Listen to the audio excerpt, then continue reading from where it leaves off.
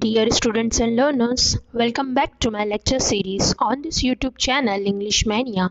Feed the mind, feel the English. If you haven't subscribed the channel, please subscribe it now. I am your digital teacher Professor Hina Kausar, and today's video lecture is about grammar topics from question bank of English subject provided by SCRT on 15th March 2021. So in this video lecture, this is a part 1 of my lecture series on grammar answer key of the question bank. So this is the part 1 where I'm going to tell you answer keys of WH question, exclamatory question and negative sentences from question bank. So let's begin this video lecture.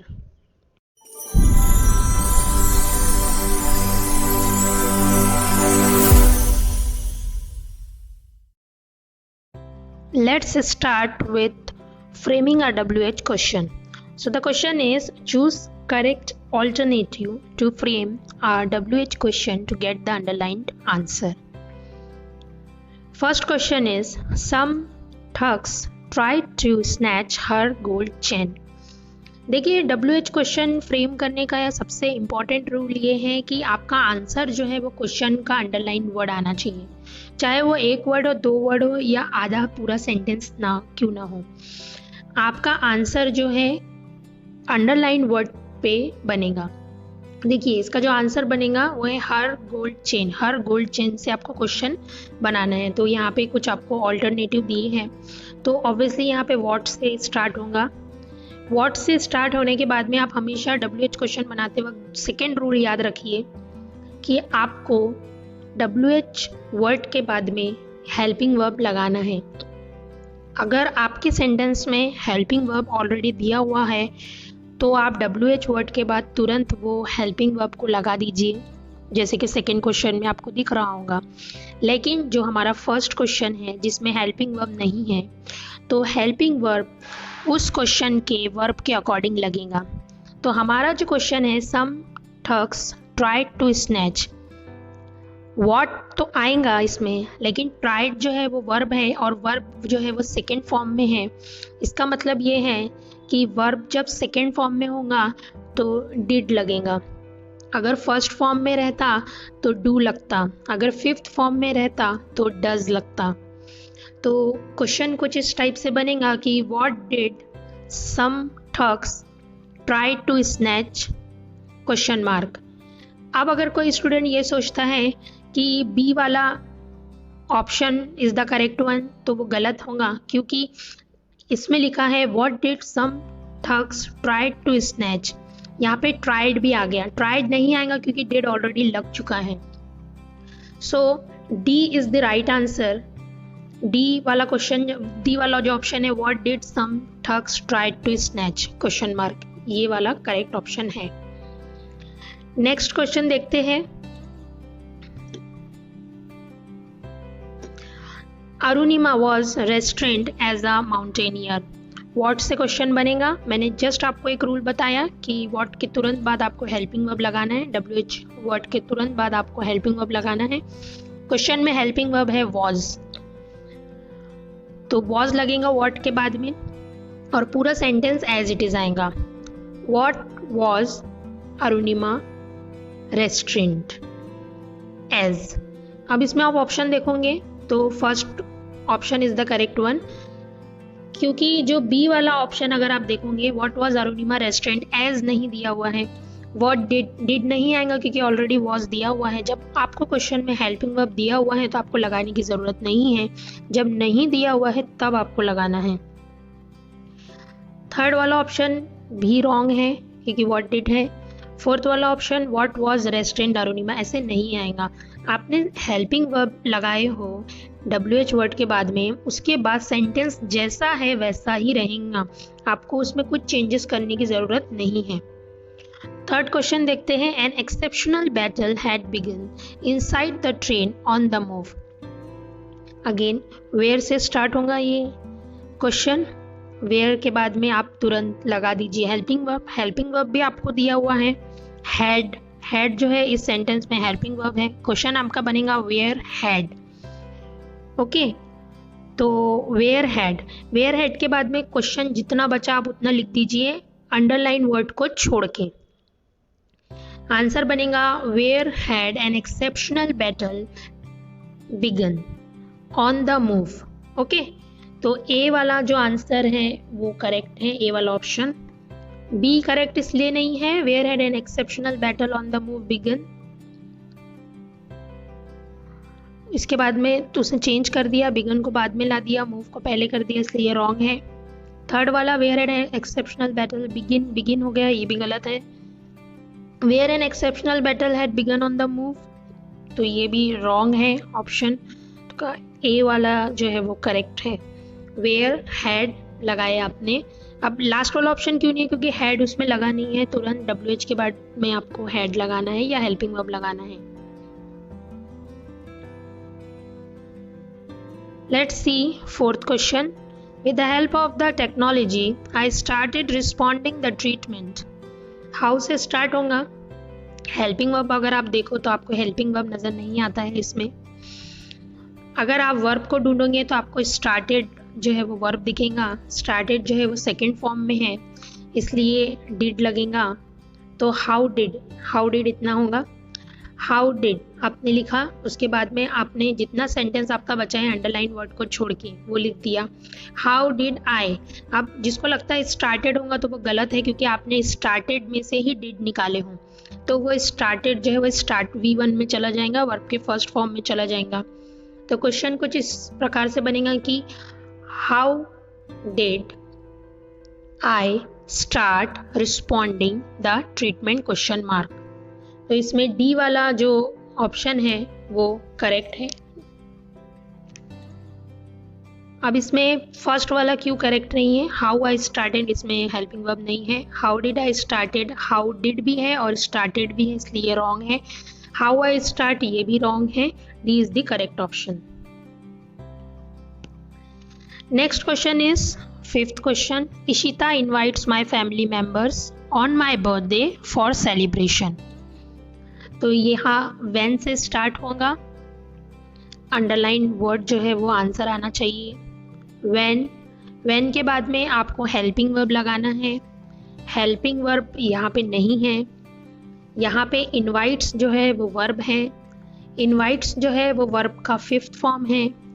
Verb का fifth form पहचानने का easy method है कि उसमें S या ES लगा होता है, तो इनवाइट में एस लगा है, इनवाइट्स है। बहुत इजी तरीका ये है कि एस लगा है तो डज लगा दो, तो आंसर में आएगा व्हेन डज आपने लगाए। व्हेन डज लिखने के बाद में क्वेश्चन पूरा जैसा का वैसा रहेगा। व्हेन डज इशिता इनवाइट्स, अब इनवाइट्स का इनवाइट हो जाएगा क्योंकि आपने इनवाइट्स को लेके डज लगाए हो ऑलरेडी। इशिता इनवाइट्स, तो When does इशिता इनवाइट हो जाएगा, एस हट जाएगा। My family members for celebration, When does Ishita invite my family members for celebration. So D is the correct option. Next question is choose correct alternative to make the given sentence exclamatory। यहाँ पे आपको exclamatory sentence बनाना है। Exclamatory sentence बनाने के लिए हमेशा याद रखिए कि आपको एक्सक्लेमेशन मार्क लगाना बहुत ज़रूरी है आंसर में। First question is you performed the very energetically in front of the visitors. Actually ये थोड़ा सा एरर है, यू परफॉर्म्ड वेरी एनर्जेटिकली होना चाहिए, द नहीं आना चाहिए, in front of the visitors. Answer बनेगा हाउ से, हाउ के बाद में एनर्जेटिकली लगेगा, वो तो आपको सारे ऑप्शन में दिख रहा है, बट यहाँ पे करेक्ट ऑप्शन जो है वो है सी। और वो क्यों है वो भी हम देख लेते हैं। सी इज द करेक्ट ऑप्शन, क्योंकि इसमें how energetically in front of the visitors you performed, how energetically in front of the visitors you और परफॉर्म्ड, इसके पहले परफॉर्म, परफॉर्म्स, विजिटर्स ऐसे लिखा हुआ है, तो correct option is C. You have narrated a very romantic book, so what से start होगा? C is the correct option. What a romantic book you have narrated. Okay, so in this way we complete WH question and exclamatory sentence. Now let's move on to the next one. Next is choose correct alternative to make the given sentence negative. आपको negative sentence बनाना है. तो negative sentence बनाने के लिए आप ध्यान रखिए कि आपको Sunita is the most loyal employee of our firm. तो ज़रूरी नहीं है कि नॉट वर्ड आपको लगाना है तभी नेगेटिव सेंटेंस बनेगा. अगर आप इस सेंटेंस को गौर से देखो तो Sunita is the most loyal ये सुपरलेटिव डिग्री है, और अगर हम सुपरलेटिव डिग्री का नेगेटिव सेंटेंस बनाते हैं तो वो पॉजिटिव डिग्री में बनता है. देखिए पॉजिटिव डिग्री अगर इसमें देखें हम तो थर्ड वाला option is the correct one, C. जब भी आप सुपरलेटिव से कन्वर्ट करते हो पॉजिटिव में तो नो अदर से आप स्टार्ट करते हो. नो अदर, फिर आपने लिखे employ of our firm as it is already आपको दिया हुआ है. Is the most loyal, the most हट जाएगा, is as loyal as Sunita. Okay, तो this is the correct option, C is the correct option. जब भी आप सुपरलेटिव डिग्री से नेगेटिव सेंटेंस बनाएंगे तो आप उसे पॉजिटिव डिग्री में कन्वर्ट करोगे. Second question is as soon as he entered the room he noticed the unusual presence. जब भी आप as soon as वाले सेंटेंस से नेगेटिव सेंटेंस बनाओगे तो ये याद रखिए कि आपको आपका आंसर no sooner से स्टार्ट करना है. as soon as को हटाओगे, no sooner than लगाओगे, तभी जाके आपका नेगेटिव सेंटेंस बनेगा. as soon as he entered the room he noticed the unusual presence, आपने बनाया no sooner as soon as की जगह पे, और कॉमा की जगह पे जो आपका सेंटेंस है, क्वेश्चन है, उसमें कॉमा की जगह पे आपने then लगा दिया. क्वेश्चन आंसर आपका ऐसे बनेगा कि no sooner did he enter the room, comma की जगह आपने then लगाए, he noticed the unusual presence. I repeat, no sooner did he enter, क्योंकि यहाँ पे हेल्पिंग वर्ब नहीं दिया हुआ है. अगर हम पहला पार्ट देखें हमारे सेंटेंस का, ही एंटर्ड लिखा हुआ है. एंटर्ड से हमने देखे कि एंटर्ड जो है वो सेकंड फॉर्म में है, तो उससे हमने डिड लगाए, और जब हमने डिड लगाए तो वो एंटर्ड जो है वो एंटर हो गया, फर्स्ट फॉर्म में चला गया. क्वेश्चन बनेगा no sooner did he enter the room, comma की जगह आपने देन लगाए, he noticed the unusual presence. अब आप ये क्वेश्चन आएगा स्टूडेंट को कि नोटिस्ड का नोटिस करेंगे, ऐसा नहीं है बेटा. ही नोटिस्ड जो है वो ही नोटिस्ड ही रहेगा, सेकंड फॉर्म में रहेगा, क्योंकि वो सेकंड पार्ट है हमारे सेंटेंस का, और कॉमा की जगह पे आपको देन लगाना है. तो जब भी आपको एज सून एज अगर क्वेश्चन में रहे और नेगेटिव सेंटेंस बनाना रहे तो आप क्या करोगे, आप नो सूनर देन सेंटेंस में लगाओगे, और देन हमेशा कॉमा की जगह पे लगेगा और एज सून एज की जगह नो सूनर लगेगा.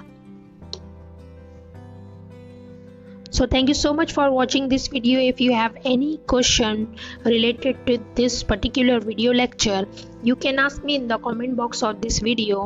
Very soon I will release answer key of all the grammar questions given in the question bank. Stay tuned to this channel. If you haven't subscribed the channel, please subscribe it now. Thank you so much.